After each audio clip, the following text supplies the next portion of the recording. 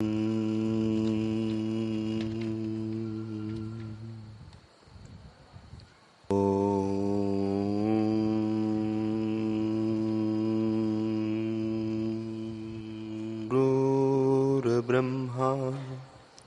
गुरुर्विष्णु गुरुर्देवो महेश्वरः गुरुर्साक्षात् परब्रह्म तस्मै श्री गुरवे नमः। श्री योग वासिष्ठ महारामायण वैराग्य प्रकरण सर्ग 13।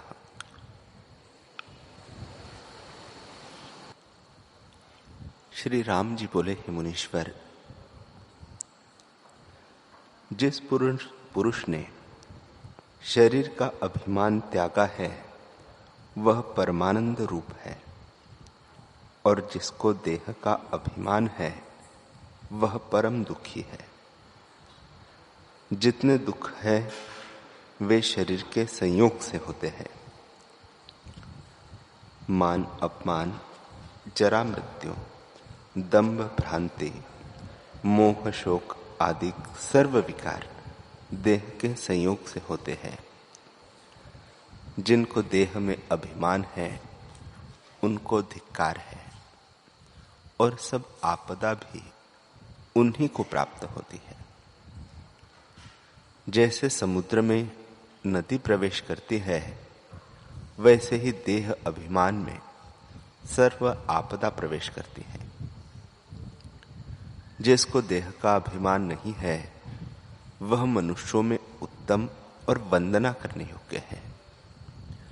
ऐसे को मेरा भी नमस्कार है, और सर्व संपदा भी उसी को प्राप्त होती है। जैसे मानस सरोवर में सब हंस आकर रहते हैं, वैसे ही जहां देह अभिमान नहीं रहा वहां सर्व संपदा आ रहती है।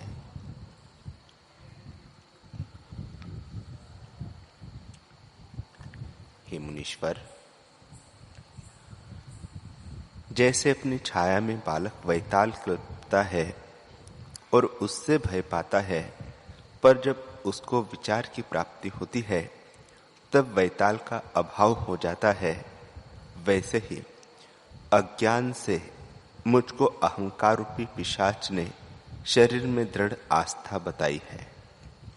इसलिए आप वही उपाय कहिए जिससे अहंकार रूपी पिशाच का नाश हो और आस्था रूपी फांसी टूटे।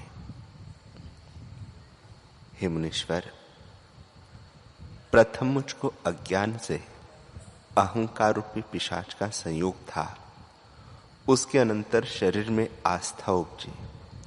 जैसे बीज से अंकुर होता है, फिर अंकुर से वृक्ष होता है, वैसे ही अहंकार से शरीर की आस्था होती है। हे मुनीश्वर, जैसे बालक छाया में वैताल देखकर दीनता को प्राप्त होता है, वैसे ही अहंकार रूपी पिशाच ने मुझको दीन किया है। वह अहंकार रूपी पिशाच अविचार से सिद्ध है। जैसे प्रकाश से अंधकार नाश होता है, वैसे ही विचार करने से अहंकार नष्ट हो जाता है। हे मुनीश्वर, जिस शरीर में आस्था रखी है वह जल के प्रवाह की नाई स्थिर नहीं होता। जैसे बिजली का चमकना स्थिर नहीं और गंधर्व नगरी की आस्था व्यर्थ है, वैसे ही शरीर की आस्था करना भी व्यर्थ है। हे मुनिवर, जो शरीर की आस्था करके अहंकार करते हैं और जगत के पदार्थों के निमित्त यत्न करते हैं, वे महामूर्ख है। जैसे स्वप्न मिथ्या है, वैसे यह जगत मिथ्या है। जो उसको सत्य जानता है वह अपने बंधन के निमित्त यत्न करता है। जैसे घुरान अर्थात कुसवारी अपने बंधन के निमित्त गुफा बनाती है और पतंग अपने नाश के निमित्त दीपक की इच्छा करता है, वैसे ही अज्ञानी को अपने देह का अभिमान और भोगों की इच्छा अपने ही नाश के निमित्त है। हे मुनीश्वर, मैं तो इस शरीर को अंगीकार नहीं करता। इस शरीर का अभिमान परम दुख को देने वाला है। जिसको देह का अभिमान नहीं रहा, उसको भोगों की इच्छा भी न रहेगी। इससे मैं निराश हूं और मुझे परम पद की इच्छा है, जिसके पाने से फिर संसार समुद्र की प्राप्ति न हो। श्री राम जी बोले, हे मुनीश्वर, इस जीव को संसार समुद्र में जन्म पाकर प्रथम बाल अवस्था प्राप्त होती है। वह भी परम दुख का मूल है। उससे वह परम दीन हो जाता है और इतने अवगुण इसमें आ प्रवेश करते हैं, अर्थात अशक्तता, मूर्खता, इच्छा, चपलता, दीनता, दुख, संताप, इतने विकार इसको प्राप्त होते हैं। यह बाल्य अवस्था महाविकारवान है। बालक पदार्थ की ओर धावता है और एक वस्तु का ग्रहण कर दूसरी को चाहता है, स्थिर नहीं रहता, फिर और में लग जाता है। जैसे वानर स्थिर नहीं बैठता और जो किसी पर क्रोध करता है तो भीतर से जलता है। वह बड़ी बड़ी इच्छा करता है पर उसकी प्राप्ति नहीं होती, सदा तृष्णा में रहता है और क्षण में भयभीत हो जाता है, शांति प्राप्त नहीं होती। जैसे कदली वन का हाथी जंजीर से बंधा हुआ दीन हो जाता है, वैसे यह चैतन्य पुरुष बालक अवस्था से दीन हो जाता है। वह जो कुछ इच्छा करता है सो विचार बिना है और उसी से दुख पाता है। यह मूढ़ गूंगी अवस्था है, उससे कुछ सिद्धि नहीं होती और जो किसी पदार्थ की प्राप्ति होती है तो उसमें क्षण मात्र सुखी रहता है, फिर तपने लगता है। जैसे तपती पृथ्वी पर जल डालिए तो एक क्षण शीतल होती है, फिर उसी प्रकार से तपती है, वैसे ही वह भी तपता रहता है। जैसे रात्रि के अंत में सूर्य उदय होता है, उससे उल्लू आदि कष्टवान होते हैं, वैसे इस जीव को स्वरूप के अज्ञान से बाल्य अवस्था में कष्ट होता है। हे मुनीश्वर, जो बालक अवस्था की संगति करता है वह भी मूर्ख है, क्योंकि वह विवेक रहित अवस्था है और सदा अपवित्र है और सदा पदार्थ की ओर धावती है। ऐसे मूढ़ और दीन अवस्था की मुझको इच्छा नहीं। उसमें जिस पदार्थ को देखता है उसकी ओर धावता है। जैसे कुत्ता क्षण क्षण में द्वार की ओर जाता है और अपमान पाता है, वैसे ही बालक अपमान पाता है। बालक को माता पिता, बांधव, अपने से बड़े बालक और पशु पक्षी का भी भय रहता है। हे मुनीश्वर, ऐसी दुख रूपी अवस्था की मुझको इच्छा नहीं। जैसे स्त्री के नयन और नदी का प्रवाह चंचल है, उससे भी मन और बालक चंचल है और सब चंचलता बालक के कनिष्ठ है। हे मुनीश्वर,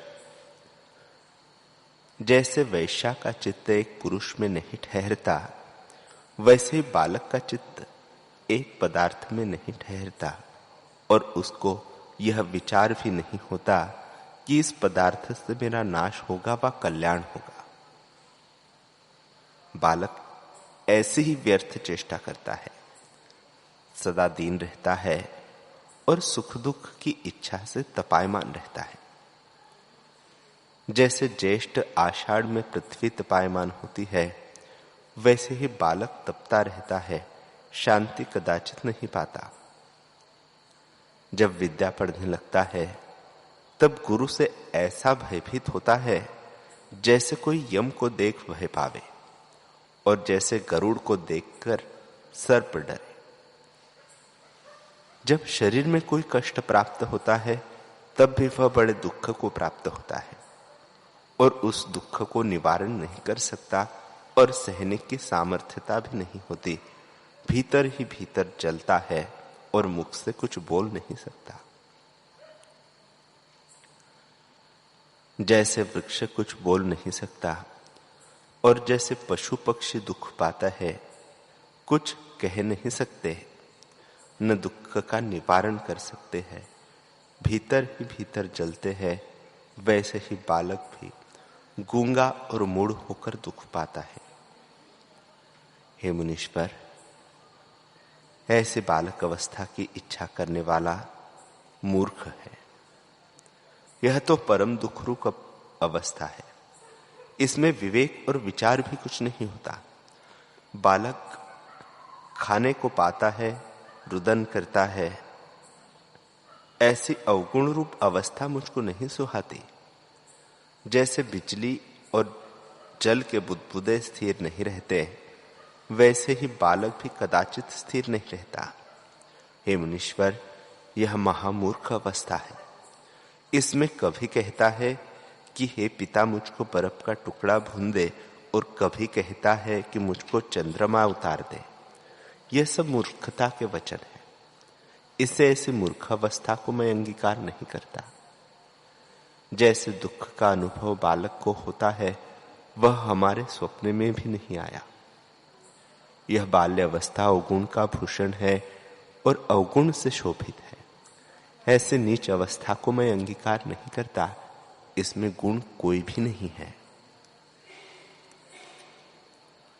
श्री राम जी बोले, हे मुनीश्वर, दुख रूप बाल्यावस्था के अनंतर युवावस्था आती है, सो नीचे से ऊंचे चढ़ती है। वह भी उत्तम नहीं, अधिक दुखदायक है। जब युवावस्था आती है तब कामरूपी पिशाच आ लगता है। कामरूपी पिशाच युवावस्था रूपी गड्ढे में आस्थित होता है, चित्त को फिराता है और इच्छा पसारता है। जैसे सूर्य के उदय होने से सूर्यमुखी कमल खिलाता है और पंखुड़ियों को पसारता है, वैसे ही युवावस्था रूपी सूर्य उदय होकर चित्त रूपी कमल और इच्छा रूपी पंखुड़ियों को पसारता है। फिर जैसे किसी को अग्नि के कुंड में डाल दिया हो और वह दुख पावे, वैसे ही काम के वश हुआ दुख पाता है। हे मुनीश्वर, जो कुछ विकार है सो सब युवावस्था में प्राप्त होते हैं। जैसे धनवान को देख के सब निर्धन धन की आशा करते हैं, वैसे ही युवावस्था देखकर सब दोष इकट्ठे होते हैं।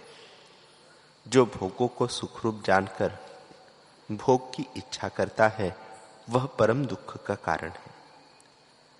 जैसे मद्य का घट भरा हुआ देखने मात्र सुंदर लगता है, परंतु जब उसको पान करे तब उन्मत्त होकर दीन हो जाता है और निरादर पाता है, वैसे ही भोग देखने मात्र में सुंदर भासते हैं, परंतु जब इनको भोगता है तब तृष्णा से उन्मत्त और पराधीन हो जाता है। हे मुनीश्वर, यह काम, क्रोध, लोभ, मोह और अहंकार आदि सब चोर युवा रूपी रात्रि को देखकर लूटने लगते हैं और आत्मज्ञान रूपी धन को ले जाते हैं और इससे जीव दीन होता है। आत्मानंद के वियोग से ही जीव दीन हुआ है। हे मुनीश्वर, ऐसे दुख देने वाली युवावस्था को मैं अंगीकार नहीं करता। शांति चित्त को स्थिर करने के लिए है, पर युवावस्था में चित्त विषय की ओर धावता है। जैसे बाण लक्ष्य की ओर जाता है, तब उसको विषय का संयोग होता है और विषय की तृष्णा निवृत्त नहीं होती और तृष्णा के मारे जन्म से जन्मांतर में दुख ही पाता है। हे मुनीश्वर, ऐसे दुखदायक युवावस्था की मुझको इच्छा नहीं है। हे मुनिवर, जैसे प्रलय काल में सब दुख आकर स्थित होते हैं, वैसे ही काम, क्रोध, लोभ, मोह, अहंकार, चपलता इत्यादि सब दोष युवावस्था में अस्थिर होते हैं, जो सब बिजली की चमक से है होके मिट जाते हैं। जैसे समुद्र तरंग होकर मिट जाते हैं, वैसे ही यह क्षणभंगुर है और वैसे ही युवावस्था होके मिट जाती है। जैसे स्वप्न में कोई स्त्री विकार से छल जाती है, वैसे ही अज्ञान से युवावस्था छल जाती है। हे मुनीश्वर, युवावस्था जीव की परम शत्रु है। जो पुरुष इस शत्रु के शस्त्र से बचे है, वही धन्य है। इसके शस्त्र काम और क्रोध है। जो इनसे छूटा, वह वज्र के प्रहार से भी न छेदा जाएगा, और जो इनमें बंधा हुआ है, वह पशु है। हे मुनीश्वर, युवावस्था देखने में तो सुंदर, परंतु भीतर से तृष्णा से जर्जरीभूत है। जैसे वृक्ष देखने में तो सुंदर हो, परंतु भीतर से घुन लगा हुआ हो, वैसे ही युवावस्था है, जो भोगों के निमित्त यत्न करती है, वे भोग आपात रमणीय है। कारण यह है कि जब तक इंद्रियों और विषयों का संयोग है, तब तक अविचार से भला लगता है, और जब वियोग होता है तब दुख होता है। इसलिए भोग करके मूर्ख प्रसन्न और उन्मत्त होते हैं। उनको शांति नहीं होती, भीतर सदा तृष्णा रहती है और स्त्री में चित्त की आसक्ति रहती है। जब इष्ट वनिता का वियोग होता है, तब उसको स्मरण करके जलता है। जैसे वन का वृक्ष अग्नि से जलता है, वैसे ही युवावस्था में इष्ट के वियोग से जीव जलता है। जैसे उन्मत्त हस्ती जंजीर से बंधता है तो स्थिर होता है, कहीं जा नहीं सकता, वैसे ही काम रूपी हस्ती को जंजीर रूपी युवावस्था बंधन करती है। युवावस्था रूपी नदी है, उसमें इच्छा रूपी तरंग उठते हैं, वे कदाचित शांति नहीं पाते। हे मुनीश्वर, यह युवावस्था बड़ी दुष्ट है। बड़े बुद्धिमान, निर्मल और प्रसन्न पुरुष भी और उनकी बुद्धि को भी यह मलिन कर डालती है। जैसे निर्मल जल की बड़ी नदी वर्षा काल में मलिन हो जाती है, वैसे ही युवावस्था में बुद्धि मलिन हो जाती है। हे मुनीश्वर, शरीर रूपी वृक्ष है, उसमें युवावस्था रूपी बेली प्रकट होती है, सो पुष्ट होती जाती है। तब चित्त रूपी भंवरा उस पर आ बैठता है और तृष्णा रूपी सुगंध से उन्मत्त होता है, सब विचार भूल जाता है। जैसे जब प्रबल पवन चलता है, तब सूखे पत्रों को उड़ा ले जाता है, वैसे ही युवावस्था से वैराग्य, संतोष आदि गुणों का उसमें अभाव हो जाता है। दुख रूपी कमल का युवावस्था रूपी सूर्य है, इसके उदय से सब दुख प्रफुल्लित हो जाते हैं। इससे सब दुखों का मूल युवावस्था है। हे मुनीश्वर, ऐसे युवावस्था की मैं इच्छा नहीं करता।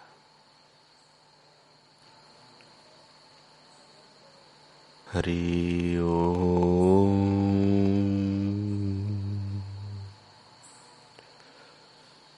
हरि ओम।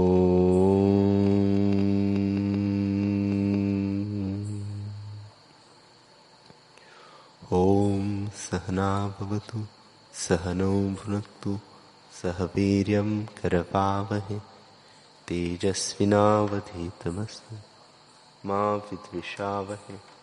ओम शांति शांति शांति। श्री सद्गुरुदेव भगवान